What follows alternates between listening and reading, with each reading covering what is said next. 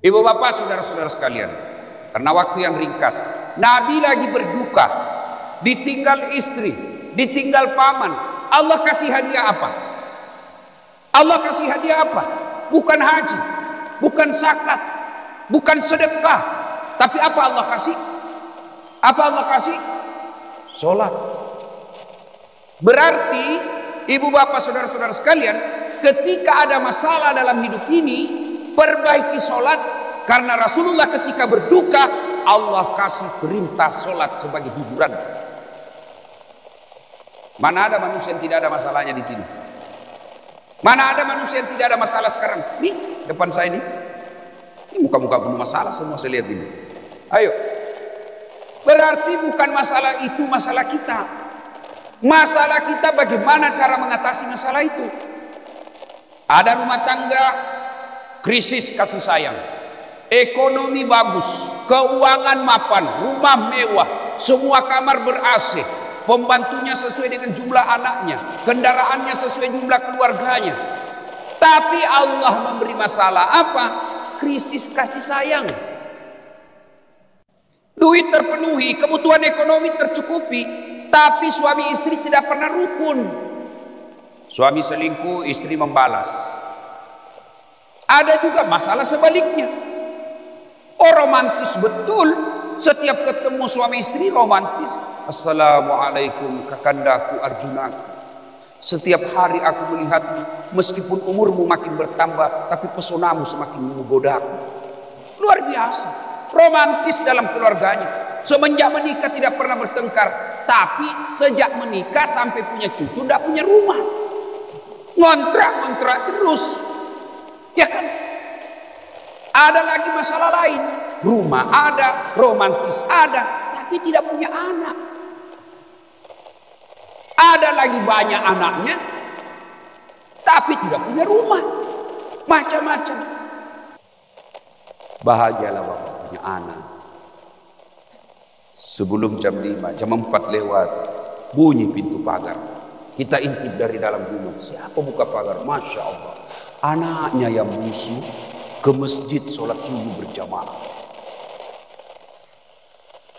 Begitu menjelang maghrib, anaknya yang tadi yang bungsu lagi main bola di lapangan. Begitu tarhim di masjid, lari buru-buru pulang ke rumahnya mandi. Saya pikir apa? Ternyata dia buru-buru ke masjid untuk sholat maghrib berjamaah. Tidak apa-apa bapak kontrak rumah kalau anak seperti itu. Tapi celaka bapak, anak sudah menikah, rumah bagus, pekerjaan mapan, tidak pernah kita lihat dia datang ke masjid jamaah.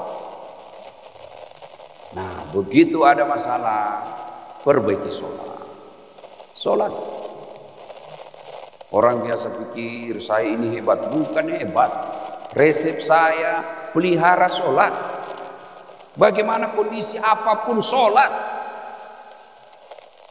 Tapi ketika bapak ibu mau sholat, setan itu kepanasan. Dia goda kita dengan segala macam cara. Hayya 'alas shalah. Setan mulai, boleh ke sholat di rumahmu, tidak usah ke masjid, gerimis. Anggaplah bapak mampu mengalahkan setan. Apa setan menyerah di situ? Tidak. Begitu bapak pergi, dia godanya lagi. Tidak usah kau wudhu di rumah, nanti di masjid kau wudhu. Kenapa? Karena kalau bapak wudhu dari rumah, langkah kaki kanannya satu pahala, langkah kaki kirinya dihapus dosa kecilnya. Ayo, bapak dari rumah ke masjid, berapa langkah itu? Apalagi kalau bapak melangkahnya begitu. Berapa banyak pahala didapat. Maka setan berusaha menggagalkan. Tidak usah, kau wudhu aja di masjid, tidak usah di rumahmu. Anggaplah bapak mampu mengalahkan itu dan wudhu di rumah, jalan.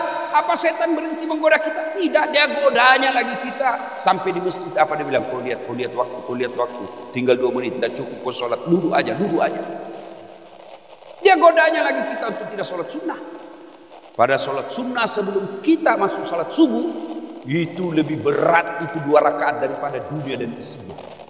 Ada yang punya dunia dan isinya di sini? Ada punya tanah di sini 1000 hektar di komplek ini? Tidak ada artinya itu 1000 hektar pak.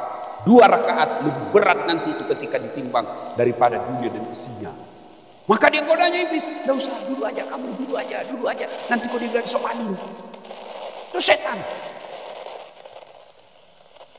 Anggaplah bapak mampu dan sholat, dia godanya lagi. Nggak usah pakai surat pendek, cepat aja. Dan pada intinya dia godanya kita dengan apa? Sholat kita, tata cara dan rukun-rukunnya kita langgar. Allah. Anggaplah bapak bagus bacaannya, baik gerakannya, apa setan dan iblis menyerah? Enggak, dia goda. Assalamualaikum warahmatullah.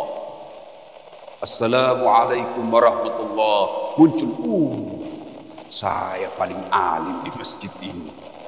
Kena kita apa? Sombong. Itulah setan. Nah, ketika bapak sholat, mintalah perlindungan kepada Allah. Apa biasa alasan kita tidak mau sholat? Coba apa alasannya? Apa biasa orang tidak sholat? Ustaz, dia kaya jadi dianggap. Ada yang kalah kaya Nabi Sulaiman? Ada kalah kaya Nabi Sulaiman? Sepanjang perjalanan manusia belum pernah ada yang kalah kayanya Nabi Sulaiman alaihissalam. Diriwayatkan kerikil rumahnya Pak emas. Ada di sini kerikil rumah emas. Paling orang Bugis kalau kaya Pak giginya dikasih emas. Kaya tetap beribadah. Saya sakit Ustaz. Ada yang kalah kaya sakitnya Nabi Ayub alaihissalam. Apa beliau tidak sholat? Beliau tetap sholat. Ibadah. Coba kita baru influenza. Aduh, pertama saya ini tidak bisa sholat. Saya sakit Ustaz. Sariawan. Ya silakan sholat sariawan. Ayo. Baik. Allah tahu bapak lagi sakit. Ya ketawa saya sini bos. Apalagi saya cakep Ustaz, selebriti terkenal. Ada kala cakep itu Nabi Yusuf. Itu Nabi Yusuf alaihissalam. Begitu cakepnya, ibu-ibu tukang gosip waktu itu dikasih bawang. Tahu bawang Bu? Lalu dikasih pisau, suruh iris-iris itu bawang. Sudah lagi diiris-iris, cup lewat. Ucup lewat. Yusuf alaihissalam lewat. Ini ibu yang ngiris bawang terpesona. Masya Allah, ini mah bukan manusia, ini malaikat. Begitu terpesonanya dengan cakepnya Nabi Yusuf, dia tidak sadar dia iris tangannya. Ada nggak orang bisa ngiris tangan lihat orang gagah di sini? Jangankan ngiris tangan, bau ketek aja orang lewat di kita rasa. Yusuf alaihissalam. Apalagi? Ularagawan Ustaz. Bagus fisiknya. Ada kala Nabi Musa. Itu Nabi Musa Pak, kalau dia kunci badannya, tembus itu bulu-bulu di bajunya. Nabi Yusuf cakep sholat. Musa kuat ibadah. Ayub sakit ibadah. Tinggi pangkatnya Ustaz. Ada kala pangkat jabatannya Rasulullah Muhammad SAW. Beliau andai saja sekarang dalam negara, beliau presiden, merangkap ketua Mahkamah Agung. Penghulu para nabi, akhlaknya paling baik, sifatnya paling luhur. Apa beliau tidak sholat? Beliau sholat. Bahkan kalau sholat sunnah, bengkak betisnya beliau kalau sholat.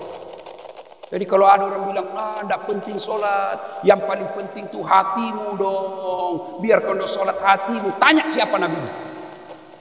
Nabi paling baik akhlaknya, paling luhur budi pekertinya, paling bagus hatinya. Apa beliau tidak sholat? Beliau sholat. Nah ibu bapak saudara-saudara sekalian, ada masalah rumah tangga, ada masalah dalam pekerjaan, tidak usah repot kiri kanan. Ini teori ini begini, sudah perbaiki aja sholat. Dan kalau sholat kita baik, insya Allah yang selesaikan semua masalah. Allah yang ngurus semua perkara dalam hidup ini. Dan kalau bapak tidak sholat, sudah hatam sudah cerita, tidak usah panjang cerita. Dia baik sifatnya Ustaz. Ramadan tidak ada yang lepas puasanya. Selesai Ramadan satu komplek orang miskin dia bagi-bagi. Cuma satu kekurangannya Ustaz apa? Tidak sholat. Itu kekurangan paling besar itu. Sebab Allah nanti akan sampaikan kepadanya, Das'ad, ini sedekahmu bangun masjid 2. Das'ad, ini silaturahim. Ini kau punya kebaikan yang lain. Kau umrahkan orang. Mana kuncimu? Apa kunci? Sholat 5 waktu. Tidak ada sholat, tidak ada sholat. Maka Bapak Ibu saudara-saudara sekalian, yang mendesak kita ajarkan ke anak-anak kita sholat. Kata Nabi, 7 tahun ajar anakmu sholat, 10 tahun masih tidak mau, pukul. Itu 7 tahun ajari anakmu sholat, mulai bacaan-bacaannya, tata caranya, gerak-geraknya. 10 tahun masih tidak mau sholat, pukul. Cuma jangan ditinju. Oh enggak mau sholat, oh berhadapan kita sama polisi Pak. Jangan juga nanti sarjana anaknya baru disuruh sholat. Kau sholat nak, nanti sudah sarjana, bapak cuma tamatan SD. Oh kalah, kita adu argumentasi Pak. Tahu apa Bapak? Nah itu kalau anak kita terlambat diajari salat. Tapi kalau dia baik sholatnya Pak, insya Allah, meskipun dia tidak jadi pegawai, tapi dia punya tanggung jawab. Ibu bapak saudara-saudara sekalian, karena waktu yang sangat ringkas, insya Allah lain waktu dan kesempatan kita akan lanjutkan. Mari pelihara sholat dengan sebaik-baik. Di akhirat kelak, yang pertama sekali nanti diperiksa setelah pengantar kita sudah kembali dan kita masuk kubur, Allah tidak tanya berapa mobilmu, Allah tidak tanya di mana kau kerja, Allah tidak tanya berapa golongan berapa kau pensiun, Allah tidak tanya. Tapi yang pertama ditanya, marrabbuka, siapa Tuhanmu? Dan itu pertanyaan 5, ada 5 pertanyaan. Bapak tidak usah cemas kalau sholatnya baik, bukan bapak yang jawab, bukan ibu yang jawab pertanyaan malaikat di kubur, tapi sholat kita yang jawab. Marrabbuka, siapa Tuhanmu? Sholat kita akan menjawab Allahu Akbar. Apa nabimu? Sholat kita lagi menjawab asyhadu alla ilaha illallah wa asyhadu anna muhammadar rasulullah. Malaikat giling kepala, itu baru saya dapat ini jamaah masjid Murtada, luar biasa. Itu kalau baik sholatnya.